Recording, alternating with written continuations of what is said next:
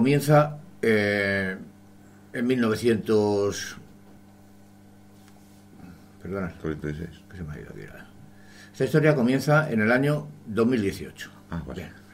Cuando la entonces alcaldesa, Manuela Carmena, se empeña en levantar un memorial a través de su concejal Mauricio Valiente, sectario donde los haya, y como buenos comunistas lo que se empeñan es en lavar la imagen de una gente que fue fusilada después de la guerra y que se supone que los fusilaron,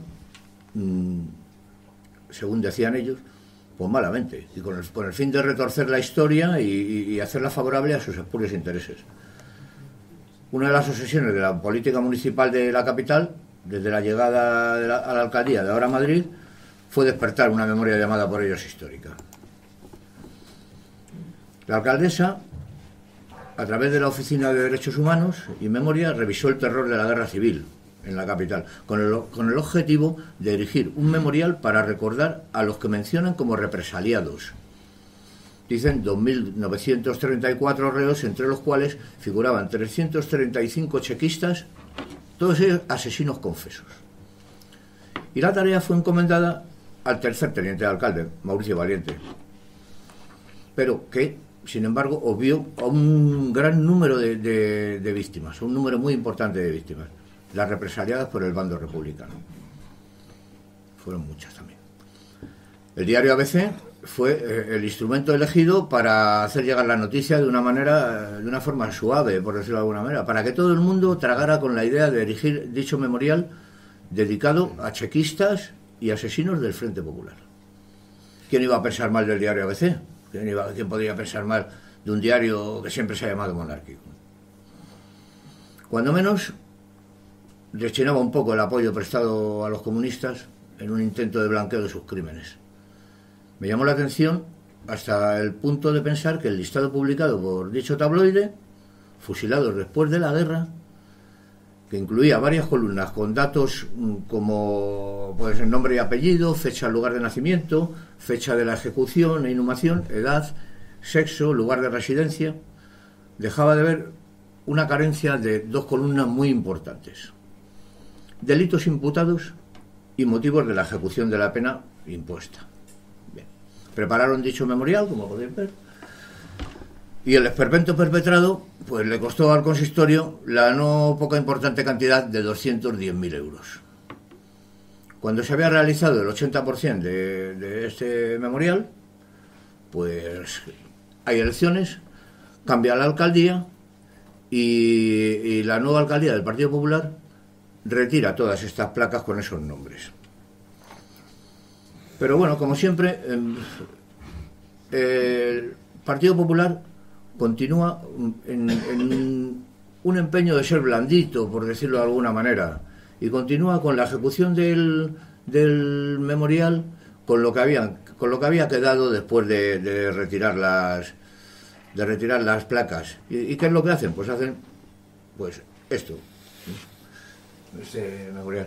¿Qué es lo que ocurre? Que en ese memorial el Partido Popular solamente pone a las víctimas entre 1936 y 1944, pero obvia evidentemente a las víctimas de la República, que entre 1931 y 1936, bueno, cuando llega la República, hacen una constitución que llama a España de forma laica y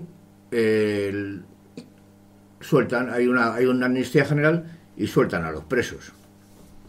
Me extrañó que faltaran esas dos columnas y aproveché el listado que venía en ABC de online, la red, para hacerme una base de datos.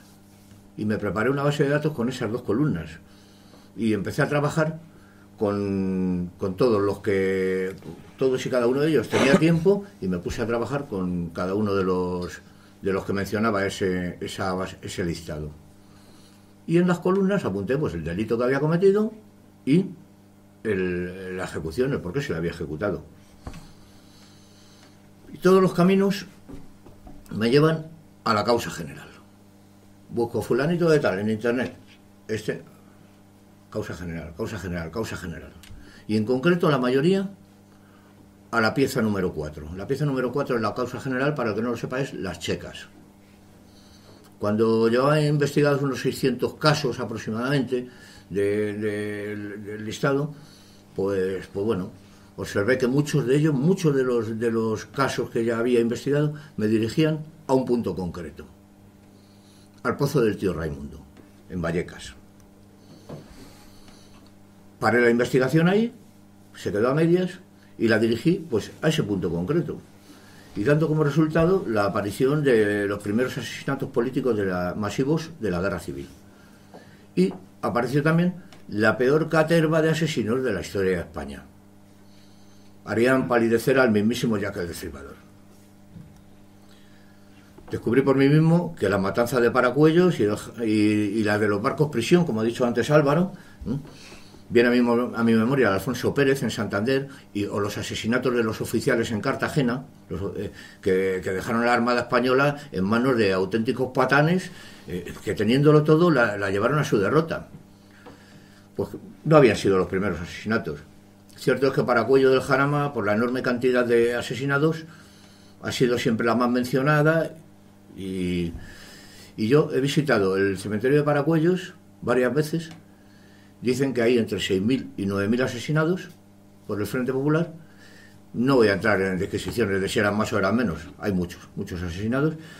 Y la verdad es que uno se impresiona cuando lo ve. Ver Paracuellos, ir allí, ver Paracuellos es impresionante. Y si conocen la historia, todavía más. Lo que sí puedo decir con absoluta seguridad, y sin temor a equivocarme, que en los trenes de Jaén hubo 217 presos políticos asesinados, y que menciono nombre por nombre en el libro que hoy os presento. Al menos 134 de esos homenajeados participaron activamente en torturas, matanzas y asesinatos organizados desde las checas, que dejaron, según los historiadores, un reguero de 2.625 muertos solamente en Madrid, en la capital, donde van apareciendo muertos en las calles, en los jardines, en las plazas, y se convierte en un auténtico problema de salud pública. ¿Qué es lo que hacen? Pues los van enterrando en fosas comunes en el cementerio de la Almudena. Ya. José Manrique es el protagonista del libro, y nos va relatando las vicisitudes de la historia de España desde el más allá. No me refiero a Móstoles. Se trata de un alma en pena que vaga por el éter buscando su porqué, y nos lleva en su viaje a lugares tan dispares como la estación de Atocha, el Palacio Real, el Palacio Buenavista, hoy cuartel general del Ejército, entonces era Ministerio de la Guerra, el Madrid de los años 20, la Catedral de Jaén, el Pozo del Tío Raimundo o el cementerio de la Villa de Vallecas, que durante la fase de investigación pues pudimos conocer allí, iba con mi amigo Pepe, pudimos conocer la tumba del payaso Fofó, que tantas alegrías ha dado a alguno de vuestros niños, a alguno de vosotros. No creo, bueno, vosotros no tanto, pero a los críos seguro. Y poco a poco va conociendo la historia de España, descubriendo que él es una víctima de los primeros momentos de la guerra. Se mete en la piel del general Primo de Rivera durante la dictadura, conoce a su ayudante, conoce a su conductor, vigila conversaciones entre Su Majestad el Rey Alfonso XIII y el general Berenguer durante la dictadura blanda. El mismísimo presidente de la República, Niceto Alcalá Zamora, es su hospedador durante un tiempo, y gracias a él pues consigue valiosa información. Vive en primera persona el nacimiento de la República, las quemas de iglesias tras la amnistía de los presos, como decía antes, que cuando salen a la calle ven una forma de hacer dinero fácil, que es robar los objetos de culto, que están hechos de metales preciosos. Y como la República en su Constitución, como también he comentado antes, declaraba una España laica, pues los presos campaban a sus anchas. Vive la dictadura republicana, digo bien, dictadura republicana, con los obreros más pobres en el pueblo de Casasviejas, donde el pueblo se subleva porque no tiene ni para comer ya, lo único que tiene para perder es la vida, es su propia vida. Se sublevan, se alzan en armas contra la República, y aquí es donde se empieza a ver quiénes son verdaderamente los socialistas y los comunistas. No quiero heridos ni prisioneros. Tiros a la barriga.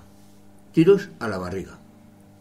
Estas palabras que acabo de mencionar son las que gritaba Manuel Azaña, el mismísimo presidente del gobierno. Para lo de Casaviejas. Perdonad. Me toca generala. Bueno, vive en la persona de Niceto Alcalá Zamora, sobre todo, dos golpes de Estado perpetrados por los socialistas. Uno en Asturias y otro en Cataluña. Y ambos sofocados por un gobierno de derechas que era el gobierno de Lerroux.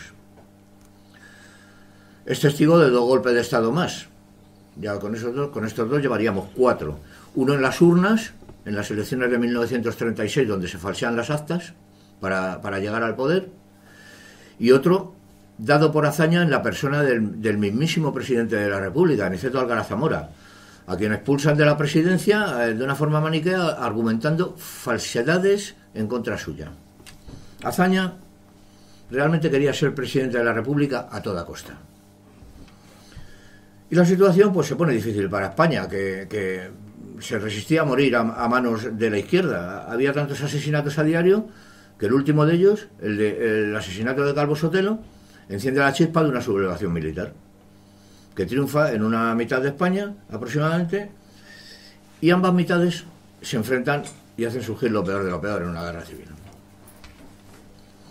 Aparecen aquellos que con un arma en la mano se creen los reyes del mundo, que el poder es suyo, y aparecen los don nadie, que siempre han estado obedeciendo las órdenes de sus patronos y a quienes asesinan a sangre fría, con un infantil pensamiento que ahora ellos son los patronos. Nuestro protagonista, José Manrique, este alma del éter, viaja a Jaén de manos del director general de la Guardia Civil, general López Pozas, y este hilo le lleva a conocer su destino. Puede ver cómo se organizan los 2 trenes de presos, cuya única intención es asesinarlos con el fin de aliviar de presos las prisiones del Frente Popular, donde no cabía un preso más, con el problema logístico que aquello implicaba. Durante su viaje puede ver cómo asesinan en la estación de Mediodía, hoy Atocha, hoy en día es Atocha, entonces se llamaba estación de Mediodía, de uno de los trenes a 11 personas, los bajan y los asesinan.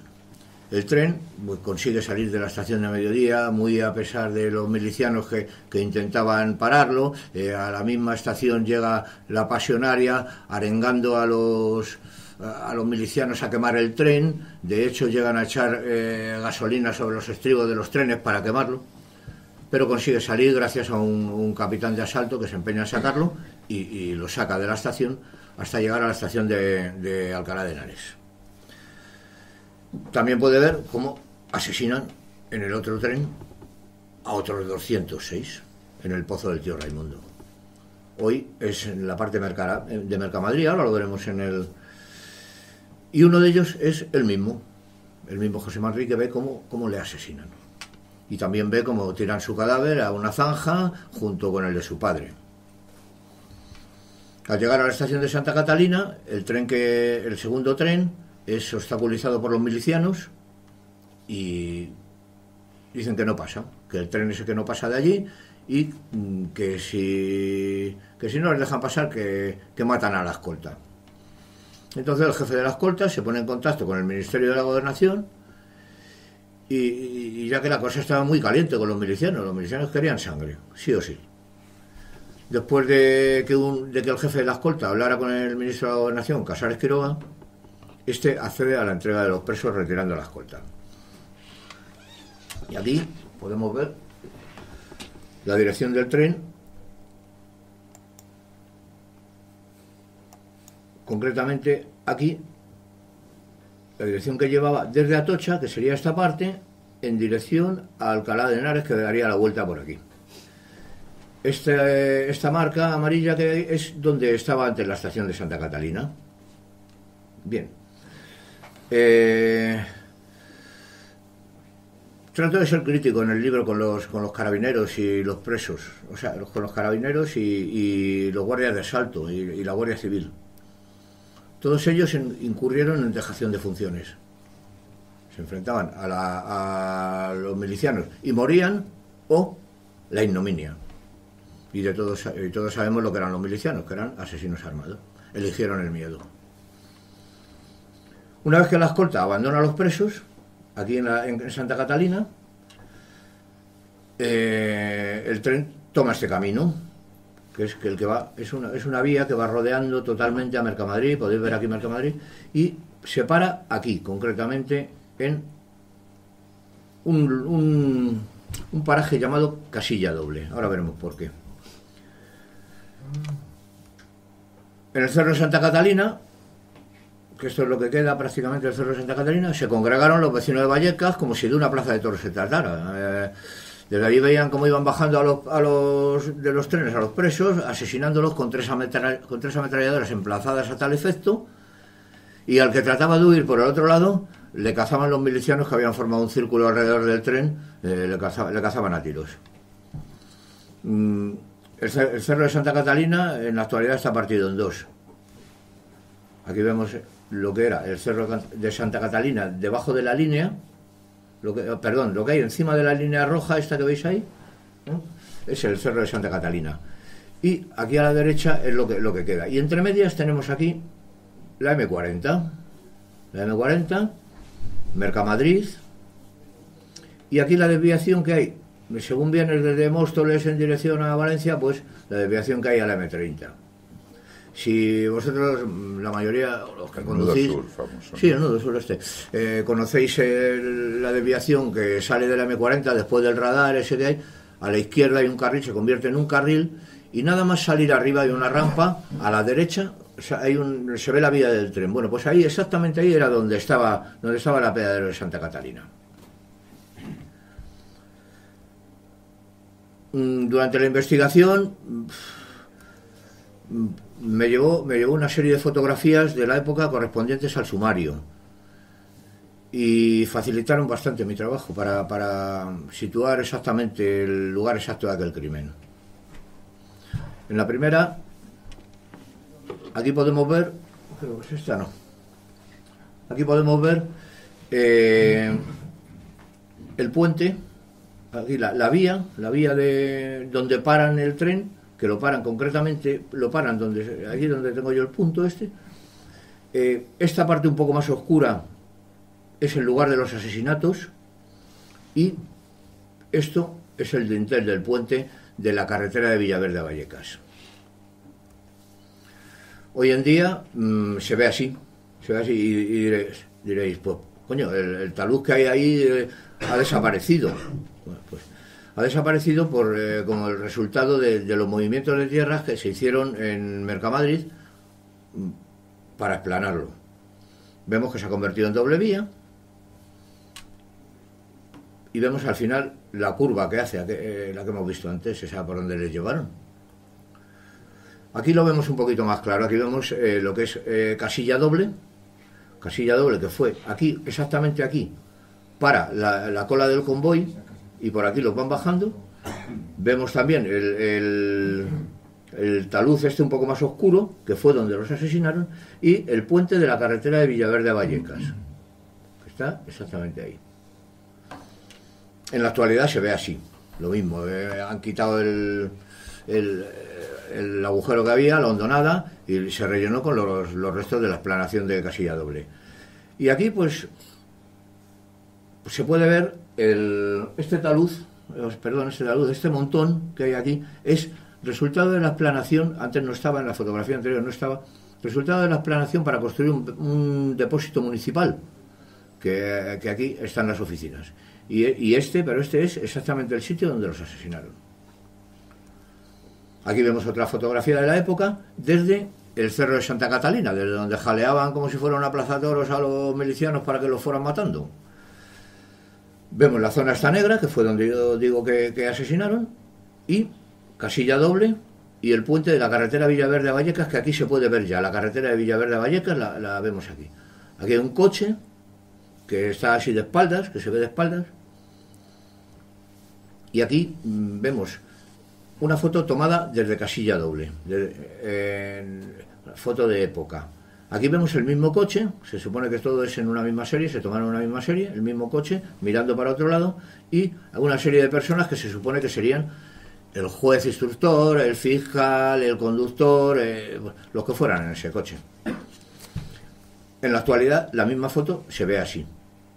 La vía, yo para sacar esta foto me puse encima de la otra vía, porque ahora es doble vía. Y al fondo, Mercamadrid, todas las instalaciones de Mercamadrid. Y aquí la curva que hace la vía del tren para llevarlos hasta el sitio donde los asesinaron. Hoy en día se ve así, de esta manera. Lo dicho, todo tapado, todo este tema tapado por los escombros que produjo la explanación de Mercamadrid. Y aquí por fin vemos una foto que está tomada hacia el otro lado de Casilla Doble. Y estos son exactamente los escombros de Casilla Doble, que la derribaron para poder establecer la doble vía. En el libro adjunto declaraciones de testigos. En este caso, adjunto la declaración de uno de los milicianos, que fue condenado a muerte, pero se escapó porque, le conmutaron la pena de muerte, porque en su declaración indica quiénes fueron los que asesinaron y lo que hicieron. Entonces, por colaboración con la justicia, este tío pues lo soltaron. Vamos, no lo soltarían, lo dejarían en la cárcel hasta que lo soltaran. Y aquí acompaño también, como curiosidad, la declaración de Josefa Coso. ¿Quién era Josefa Coso? Bueno, pues cuando empiezan a bajar a los presos y a matarlos, entre los presos va una mujer, que es la hermana del obispo.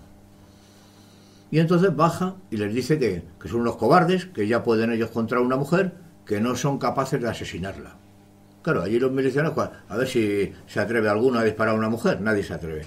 Y pasaba por allí una miliciana y le pusieron una pistola en la mano y la miliciana decía, yo la mato. Cogió la pistola y le pegó 3 tiros. Pero esta mujer no se la cargó con los 3 tiros porque debería ser muy mala la tía, le disparó a 3 metros y no murió en el momento. Y uno de los milicianos, una vez que la hermana del obispo estaba en el suelo, le quita la pistola y le da un tiro de gracia.